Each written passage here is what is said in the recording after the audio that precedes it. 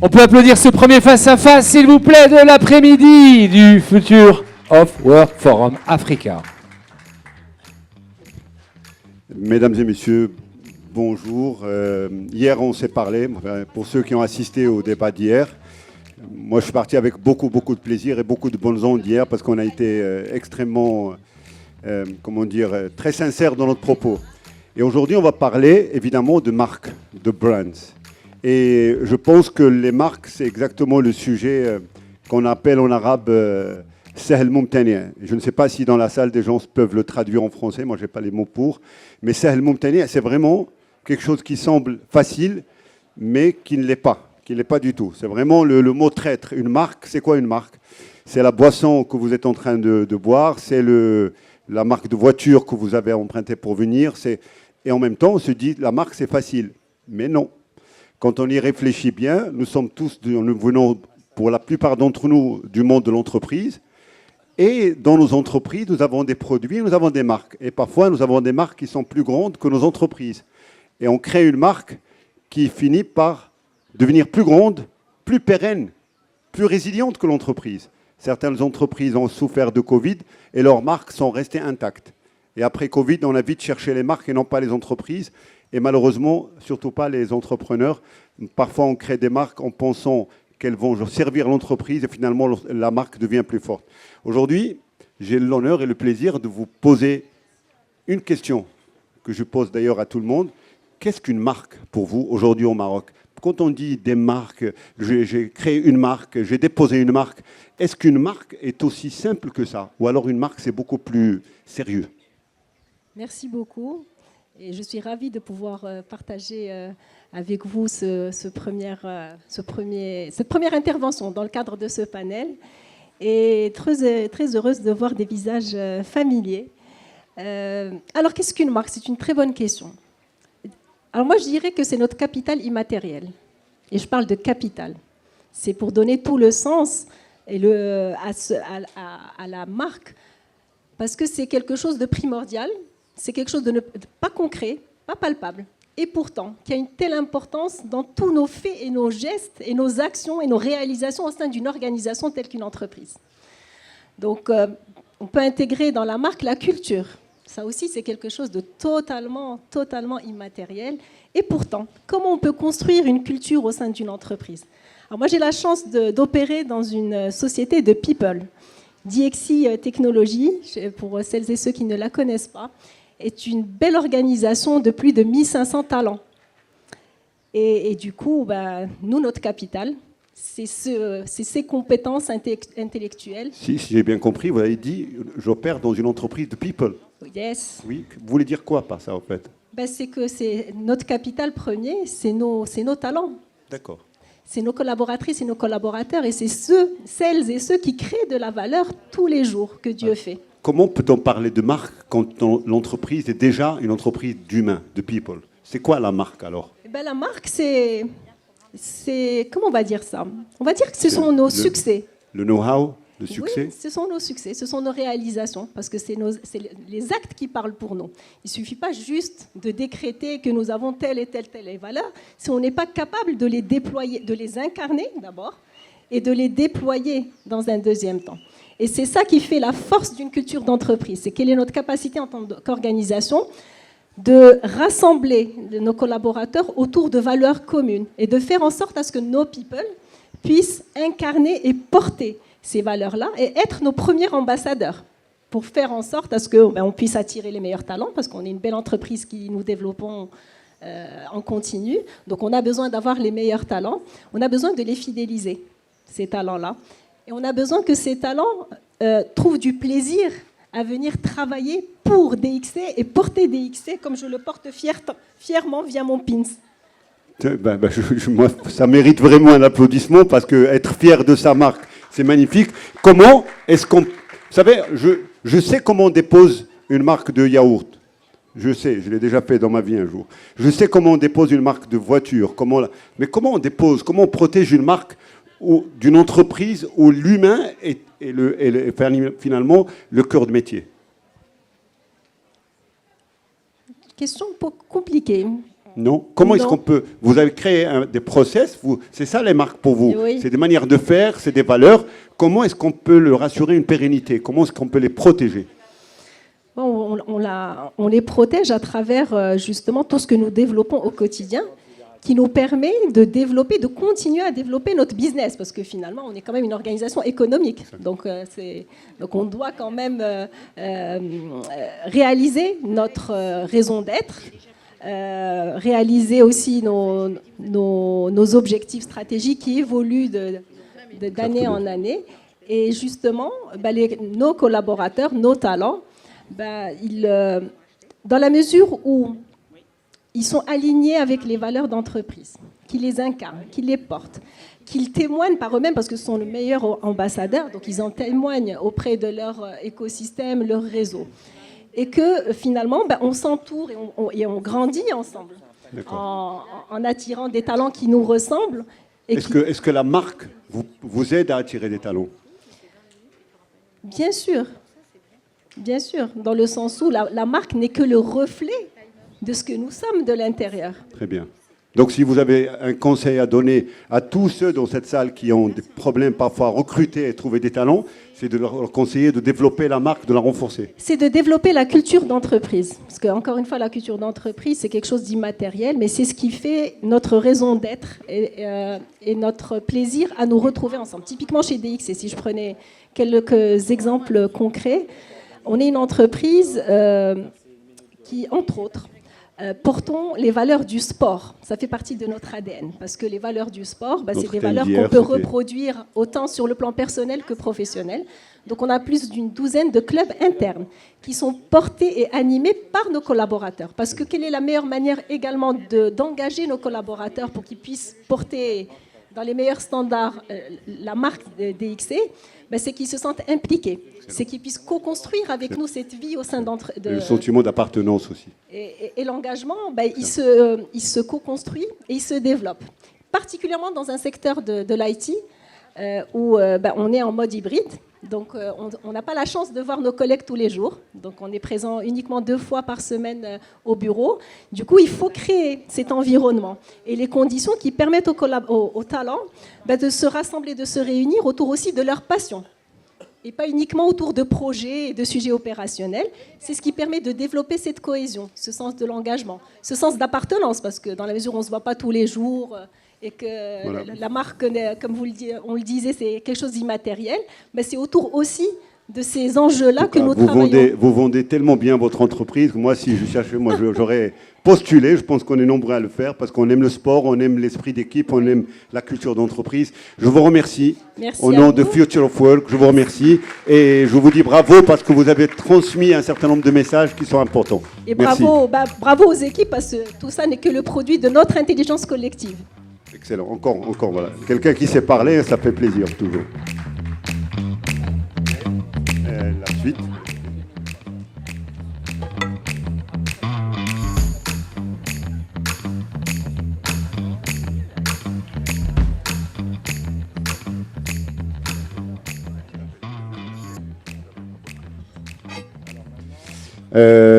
Je pense que comme dans tous les sports du monde, une première mi-temps a été très très bien. On a 4 mi-temps aujourd'hui.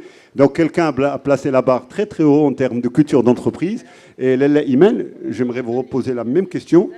Quand on est venu aujourd'hui pour parler marque, parce que même en matière de ressources humaines, de gestion de ressources humaines, la brand, la marque a un sens et ça aide ou ça devient un handicap. Pour vous, c'est quoi une marque ? Déjà, dans un premier temps, je suis très contente de faire partie de ce joli panel d'aujourd'hui. Alors, une marque, c'est beaucoup plus qu'un logo. C'est un sentiment d'appartenance. Déjà, en tant que recrutement chez Capgemini, la marque employeur, on en parle chaque jour. D'accord ? Donc, il y a une marque employeur, il y a aussi du marketing qu'on fait, et surtout de la fidélisation du collaborateur interne et une employer value proposition qu'on fait chaque jour. Donc c'est la recette secrète, c'est la potion magique pour garder et fidéliser tout collaborateur interne. C'est très important aujourd'hui parce que le collaborateur interne, il est ambassadeur de la marque, il peut faire de la publicité et du marketing pour promouvoir effectivement cette marque et ce logo. Il devient ambassadeur. Et quand on est ambassadeur de la marque, on n'a pas à faire l'effort. Ah, d'accord. Ça devient Donc, naturellement. Donc chez Capgemini, quand on est collaborateur, on est forcément ambassadeur de la marque. Naturellement. Pas forcément, mais naturellement, on est ambassadeur parce qu'on commence à parler de la marque, on commence à parler du logo, on est fier d'appartenir à telle ou telle structure. Et effectivement, en interne, on a des clubs. Aujourd'hui, on parle de sport, on parle d'ingénierie, on parle de sustainability, on parle de plusieurs clubs qui font que le collaborateur interne, il est épanoui. Donc, quand il est épanoui, il a envie que ses collègues ou bien ses camarades, les personnes qu'il connaît, qu'ils viennent travailler dans la même structure et dans la même entreprise. Ben oui, c'est très bien. Est-ce que vous me confirmez que parfois, lors d'une phase de recrutement par exemple, ou de discussion, il y a de la préférence pour votre entreprise qui est due à la marque ou à l'image que le nom d'entreprise laisse chez les gens? Les collaborateurs ou bien les candidats, quand ils postulent, ils ont tout le temps besoin d'être chez le meilleur. Ou bien de se retrouver dans la marque. Donc, raison pour laquelle ils viennent chez nous et ils postulent de façon spontanée pour qu'ils puissent être recrutés parce qu'ils pensent et ils voient qu'ils auront une empreinte aussi, une valeur ajoutée. Voilà. Souvent, je l'ai dit dans plusieurs entreprises et plusieurs débats, que le meilleur vendeur d'une entreprise, c'est d'abord les ressources humaines, le personnel de l'interne. C'est le premier qui vend l'entreprise parce qu'en attirant les talents, on attire aussi de la réussite. Est-ce qu'aujourd'hui, dans la concurrence qu'il y a pour les talents, et on sait qu'il y a une concurrence de plus en plus grande, est-ce qu'aujourd'hui, vous travaillez sur les éléments qui constituent votre marque, votre image? Est-ce que vous faites des réunions en interne? Est-ce que vous avez des stratégies de développement au-delà du logo, au-delà du nom? Est-ce que vous savez que les noms et les logos vieillissent très vite, hein? C'est comme nous aujourd'hui, comme toutes les marques de produits de grande consommation. Est-ce qu'aujourd'hui, vous avez un plan de guerre tous les jours? C'est clair, on est des équipes qui sont orientées dans ça, qui sont orientées talent attraction, qui sont là pour drainer le flux nécessaire de candidatures. Après, il y a des marques, comme vous l'avez très bien dit, des marques, le logo n'existe plus ou bien l'usine n'existe plus, mais elles sont mémorables. C'est une empreinte. Des barres de chocolat, par exemple, qui sont toujours d'actualité, une marque de produits gazeuses, voilà, qui est encore là. Au téléphone, je vais raconter un petit secret. Au téléphone, on s'interrogeait sur les angles d'attaque et puis je lui ai dit, écoutez, les marques, c'est plus fort que les entreprises. Et quand on a de la chance, c'est comme ceux qui cherchent des trésors. Vous savez, il y a des fous qui ont des détecteurs de métaux. Dans une entreprise, le vrai trésor, il est dans la marque qu'on fabrique parce que ça va au-delà des problèmes quotidiens. Vous vous rappelez de la cigogne ? Hein? Je crois que les gens qui ont plus ou moins 40 ans se rappellent de la cigogne. Et même se savent que... Non, hein? Même notre génération. D'accord, mais ça veut dire que vous êtes en train de nous dire que vous avez beaucoup moins que 40 ans. mais vous vous rendez compte que là, avec la cigogne, l'autre jour, j'étais frappé de voir le nombre de personnes qui pensaient encore vouloir l'acheter. Le goodwill est toujours là, alors que l'usine même qui fabriquait la cigogne n'existe plus. C'est dire qu'une marque, si un patron doit se battre pour quelque chose, c'est pour développer des marques. Est-ce que vous avez des produits ou des marques de commercialisation de votre label? Déjà, comme je l'ai dit, il y a une équipe de Talent Attraction qui travaille dans ça. Donc, il va falloir mettre en avant le produit. Ils mettent des noms sur des actions, ils mettent des noms sur des process? Oui, il y a des process qui sont suivis. À titre d'exemple, par exemple, l'équipe recrutement, quand on fait des offres, il y a l'équipe Talent Attraction qui suit cette offre-là et qui regarde le nombre de clics, le nombre de personnes qui ont postulé, mais on est vraiment suivi. Et pour effectivement pouvoir alerter lorsque une offre, par exemple, ne draine pas assez de candidatures, pour qu'on puisse mettre en avant ou mettre les actions nécessaires pour, des actions correctives pour pouvoir recruter. Donc, chacun son métier aujourd'hui pour pouvoir vendre la marque ou bien être ambassadeur de cette marque, nous en tant que collaborateur interne, parce que même si je suis dans le recrutement, je suis aussi ambassadrice de la marque. Il faut effectivement que chacun suive et fasse ce qu'il a à faire. Excellent. Donc on suit le nombre de clics, on suit les personnes qui ont postulé. Les chargés de recrutement aussi, ils ont besoin de traiter les candidatures parce que chaque collaborateur ou chaque candidat qui a postulé, il a besoin d'avoir un retour par rapport à sa candidature. Et une fois que le produit il est là et que le candidat il est recruté parmi nous, il va falloir le mettre en avant comme chaque... Voilà, donc la barre de chocolat, il a besoin d'être mise sur... on lui fasse la publicité. Totalement. Donc le collaborateur aussi, il a besoin d'être embordé. il a besoin d'être accompagné pour qu'il puisse être collaborateur de demain. C'est très important. On Et qu'il sait puisse comment- drainer du flux aussi. Traîner des flux. On sait comment les entreprises grandissent parfois, on ne sait pas toujours comment elles restent grandes, et je pense pour que les entreprises puissent rester grandes, il faut absolument attirer les talents, les meilleurs, tous les jours, et pour les attirer, il faut des marques qui aident les gens. Je vous remercie infiniment, plaisir. et je pense que nous avons apprécié votre intervention tous ensemble. Merci beaucoup. Merci.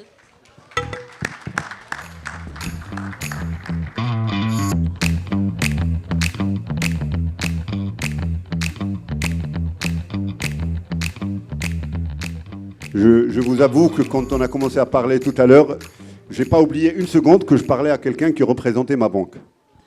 Et donc ma banquière, c'est très important que ça se passe bien avec elle aujourd'hui.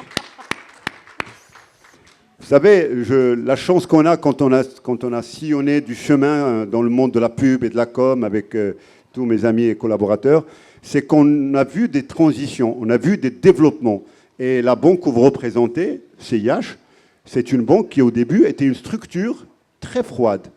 Hein, pour ceux qui sont dans le fait de l'immobilier, de l'hôtellerie, une structure très froide qui a décidé un jour de ne plus s'appeler CIH, mais CIH, et de l'écrire en arabe, et de mettre le logo en arabe. Tout cela, pour moi, c'était un effort de branding et de création de marque pour s'approcher du marché, n'est-ce pas? Siham Hafidi. Merci. CIH Bank. Oui, exactement. En fait, la stratégie de la banque, c'est d'être la banque universelle et casser un petit peu cette image de hôtellerie toute seule, particulier tout seul, et de dire qu'avec le plan de transformation, on est avec toute la clientèle et on offre les offres de services pour tout le monde. Et il y a une quinzaine d'années, je pense qu'il y a un plan de transformation qui est assez global et on est vraiment en proximité avec nos clients, quelle que soit la catégorie. Donc on n'est pas dans une segmentation, dans un marché particulier, mais on est la banque de tout le monde. Ce qui a changé quelques années, c'est qu'on veut être, en plus de la banque de tout le monde, la banque de la première fois. D'ailleurs, je l'annonce, c'est la banque de la première fois. Et la première fois, ça ne date pas d'aujourd'hui. C'est la première fois quand on... Des jeunes, c'est ça? Des jeunes, et pas que. Le premier prêt immobilier, le premier compte immobilier, la première expérience de la promotion quand on fait de l'entrepreneuriat, la première création d'entreprise. Donc on veut le premier compte de la femme aussi. Donc on veut vraiment être la banque de la première fois. Et c'est notre stratégie aussi 2030. Excellent. Donc cette banque-là, qui était la banque technique, la banque spécialiste, est devenue la banque de la première fois. Est-ce que la marque CIH aujourd'hui a des contours? C'est quoi les limites de cette marque? C'est quoi l'image que vous pensez laisser dans l'esprit des gens quand on dit CIH? CIH, c'est la banque citoyenne, déjà. Pourquoi? Parce que depuis le début, on est sur l'accompagnement, que ce soit de la politique de l'État, dans un premier temps. Après, en fait, on est dans l'accompagnement du développement de l'individu à travers son accompagnement pour son crédit immobilier, pour son jeune on va dire, projet, pour les jeunes promoteurs. On est un petit peu sur l'accompagnement de tout un chacun. Chaque segment, il est approché différemment. Donc, on est partout. Bon, tout à l'heure, on a parlé des grands noms. Vous savez, le CIH a eu de grands patrons. Et quand on a de grands patrons, ils laissent une empreinte. Et je me rappelle d'un patron, Serho, qui, quand il vient de la grande distribution des produits de grande consommation, et il a traité la banque comme si elle devait être un fournisseur de produits de grande consommation. Donc l'application mobile qui est devenue, qui était étonnante, parce qu'une banque qui n'était pas connue pour être très proche est devenue, au bout de quelques clics, la banque la plus proche. Exactement, c'est grâce en fait à la digitalisation de nos process et le plan de transformation qui a été entamé par Serho et par Sisrat aussi. Donc ce qui a été fait, c'est de ramener la banque chez le client. Ce n'est pas le client qui vient chez la banque, mais vraiment la banque qui vient chez le client. Et on va dire la grande transformation, le grand développement qui a été fait, c'est que le client, c'est le client de toute la banque. C'est-à-dire on a enlevé cette dichotomie de voir un petit peu gestion de client, c'est le client de l'agence, mais il peut faire toutes les opérations à travers les agences, donc il a une liberté et c'est ce qui fait notre force grâce à l'application, mais grâce aussi de toute notre force vive. dans les formations que vous prodiguez, dans les formations que vous organisez, vous êtes en train de vous préparer pour aller au Canada la semaine prochaine. Est-ce que cette idée d'une banque proche et la banque et le client de toute la banque, vous pensez qu'elle va finir par repeindre l'image et la marque CIH? Est-ce que les gens vont vous percevoir ce que vous faites tous les jours au niveau du recrutement et de la formation? Est-ce que les gens, demain, vous espérez qu'ils puissent voir une autre image encore du CIH, beaucoup plus, comment dire, plus actuelle, plus proche, plus familière, plus sympathique? Bah, écoutez, je pense que c'est déjà le cas. C'est pas des choses en fait sur lesquelles nous on est en train de consolider, de récolter un petit peu tous les efforts qui ont été faits ces 15 dernières années, et on le sent à travers tous les retours d'expérience qu'on a, que ce soit quand on rencontre des gens en fait de l'extérieur. Dès lors qu'on parle de CIH Bank, on a un qualificatif qui sort. Donc ça peut être la banque des jeunes, ça peut être la banque des citoyens, ça peut être la banque de la femme. Ça peut être la banque de l'inclusion, le ESG aussi, en fait, la stratégie ESG qui est là, en fait, et qui fait un petit peu notre pilier stratégique sur tous les volets. Donc vraiment, on n'est pas sur quelque chose qu'on va construire, mais on est en train de consolider et de mettre au point un autre point d'inflexion, justement, pour développer encore et ne pas dormir sur nos lauriers. Voilà. J'ai senti comme une certaine difficulté à recruter aujourd'hui un peu partout. Est-ce que la banque, elle qui offre la sécurité, la stabilité, est-ce que la banque connaît le même challenge à recruter les talents, les bons talents, les vrais talents? Ben écoutez, je pense que c'est une conjoncture en fait qu'on vit comme toutes les autres banques. Il y a 2 ans, 3 ans, c'est vrai qu'on avait des problèmes de recueillir un petit peu les talents, on va dire SI, parce que c'était un problème conjoncturel avec les passeports talents, avec tout ça. Mais je pense qu'on est une banque quand même qui attire, de par on va dire son qualificatif de banque des jeunes déjà, innovante. Donc il y a les gens en fait qui s'identifient à travers cette image-là. Il y a aussi un qualificatif qui est très intéressant et qui en tout cas, ça n'engage que moi, mais ça me réchauffe le cœur, c'est qu'on a une politique un petit peu qui donne, on va dire, l'occasion du test and learn. Donc les gens se sentent en sécurité, en confiance. Donc par rapport à ça, en fait, le collaborateur qui raconte son histoire, forcément, c'est un ambassadeur qui va nous ramener d'autres. Donc il n'y a que on va dire, 90%, c'est des belles expériences. On est comme toutes les autres banques ou toutes les autres instructions. Il y a des histoires en fait qui finissent mal aussi, mais je pense qu'on attire beaucoup de. Quand je discute avec les gens de la RH, parce que moi je suis la formation, donc je prends pour développer, mais je suis pas à l'initiative des process recrutement. Mais je pense qu'on est vraiment quand on fait des offres, on a beaucoup de recrutement, enfin beaucoup d'offres. Vous vous rendez compte quand même, quand le travail est bien fait, moi si demain je veux lancer un projet hôtelier, je penserai au CIH. Vous êtes le bienvenu. Voilà, merci. Alors qu'elle est en train de dire, nous sommes la banque des jeunes. Comment le switch a été fait, ça veut dire qu'il y a eu des hommes et des femmes qui ont réfléchi à tout le process. Quand elle a parlé la banque des premières fois, quelqu'un comme moi ne peut pas penser aux premiers amours. Donc finalement, c'est la banque des premiers amours. Et que ce soit pour tous les intervenants de ce panel sur la marque, je pense que ça nous interpelle tous. Ça nous donne envie de réfléchir encore et toujours. Il n'y a pas que les process concrets, il n'y a pas que les méthodologies. Il y a une marque que nous portons et dont nous en sommes tous des ambassadeurs, comme ça a été si bien dit. Donc aujourd'hui, j'espère que la Banque des Premiers Amours sera bientôt sur toutes les affiches. Exactement. Et je pense qu'on cette notion de banque de la première fois, ça a été depuis le début. Dès qu'on cite CIH, on a toujours quelqu'un de notre famille qui dit « c'est mon premier ». En fait, c'est ma première banque où j'ai acheté mon premier immobilier. Oui. Donc la première fois, elle a déjà été là de par notre historique de distribution de crédit immobilier, mais elle se consolide par les nouvelles générations. Banque très populaire. Très populaire. Exactement. Je ne voulais pas vous poser la question pour comment vous avez supplanté la Banque populaire, mais bon, vous l'avez dit. Merci beaucoup et à très bientôt pour tout le monde, je pense. Merci Hamid Farid, merci pour ce face-à-face. Brillamment orchestré. Alors je propose à la technique de remettre le setup en place. Hop. Merci.